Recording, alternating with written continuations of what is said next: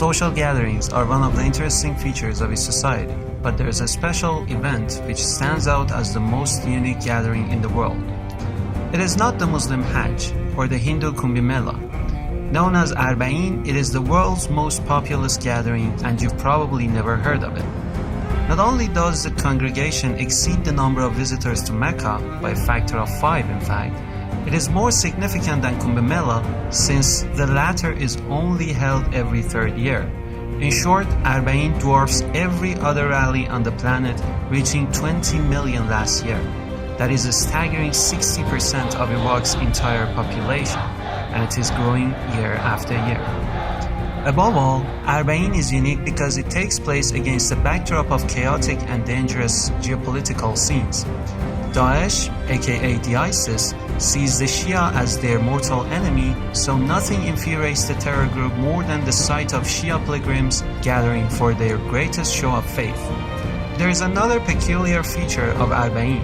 While it is a distinctively Shia spiritual exercise, Sunnis, even Christians, Yazidis, Zoroastrians, and Sabians partake in both the pilgrimage as well as serving of devotees. This is remarkable given the exclusive nature of religious rituals, and it could only mean one thing. People, regardless of color or creed, see Hussein as a universal, borderless, and meta-religious symbol of freedom and compassion. Who is this Hussein who motivates people to defy all the odds and come out to mourn his death 14 centuries after the fact? 570 AD, Arabian society is fueled with ignorance, with injustice, with tyranny, and with cruelty. Injustice on the political level, injustice on the social level, and injustice on the economic level. This man's grandfather, by the name of Muhammad, rises in Arabia. He is able to alleviate all these forms of injustice. The cruelty is removed. The tyranny is now vanished. He is able to establish principles by which every human being can live, Muslim and non-Muslim alike. 50 years after Muhammad's death, the same ignorance returns. The same injustice is now returned. It's fueled the whole Arabian state. Tyranny everywhere, cruelty everywhere. Racism is now part and parcel of that society. A man must stand. A man must ensure that his grandfather and his message do not die. This man is known as Hussein. But this man, Hussein, recognizes that for this message to remain alive, he has to sacrifice his own life. Hussein is revered by Muslims as the Prince of Martyrs, or Sayyid al-Shuhada. He was killed in Karbala on a day which became known as Ashura, the 10th day of the Islamic month of Muharram, having refused to pledge allegiance to the corrupt and tyrannical Caliph Yazid.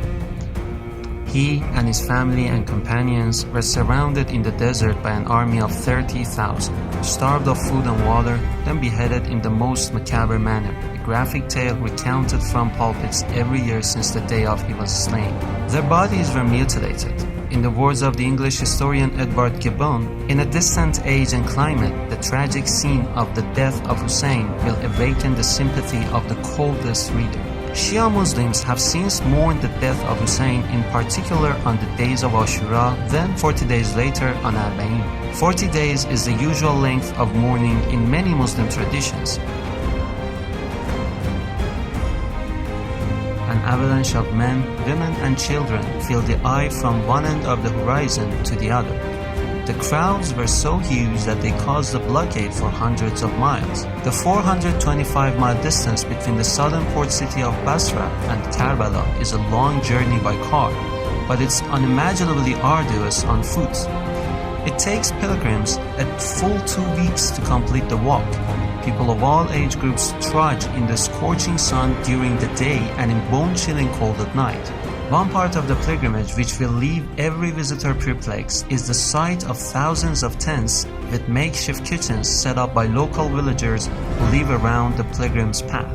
The tents, called mawkib, are places where pilgrims get practically everything they need. From fresh meals to eat and a space to rest, to free international phone calls to assure concerned relatives, to baby diapers, to practically every other amenity free of charge. In fact, pilgrims do not need to carry anything on the 400-mile journey except the clothes they wear. More intriguing is how pilgrims are invited for food and drink. Mawqif organizers intercept the pilgrims' path to plead with them to accept their offerings, which often includes a full suite of services fit for kings. First, you can have a foot massage, then you are offered a delicious hot meal, then you are invited to rest while your clothes are washed, ironed, then returned to you after a nap. All complimentary, of course. Everything, including security, is provided mostly by volunteer fighters who have one eye on Daesh and another on protecting the pilgrims' path. To know what Islam teaches, don't look at the actions of a few hundred barbaric terrorists, but the selfless sacrifices exhibited by millions of Arbaeen pilgrims. It isn't easy for an outsider to understand what inspires the pilgrims. You see women carrying children in their arms, old men in wheelchairs, people on crutches, and blind seniors holding walking sticks. Visitors to the shrine of Hussein and his brother Abbas are not driven by emotion alone. They cry being reminded of the atrocious nature of his death, and in doing so, they reaffirm their pledge to his ideals. The first thing that pilgrims do upon reaching his shrine is recite the Ziyarah, a sacred text which summarizes the status of Hussein. In it, they begin the address by calling Hussein the inheritor of Adam, Noah, Abraham, Moses, and Jesus. There is something profound in making this proclamation. It shows that Hussein's message of truth, justice, and love for the oppressed is viewed as an inseparable extension of all divinely appointed prophets. If the world understood Hussein, his message, and his sacrifice, they would begin to understand the ancient roots of Daesh and its credo of death and destruction. It was centuries ago in Karbala that humanity witnessed the genesis of senseless monstrosities, epitomized in the murderers of Hussein.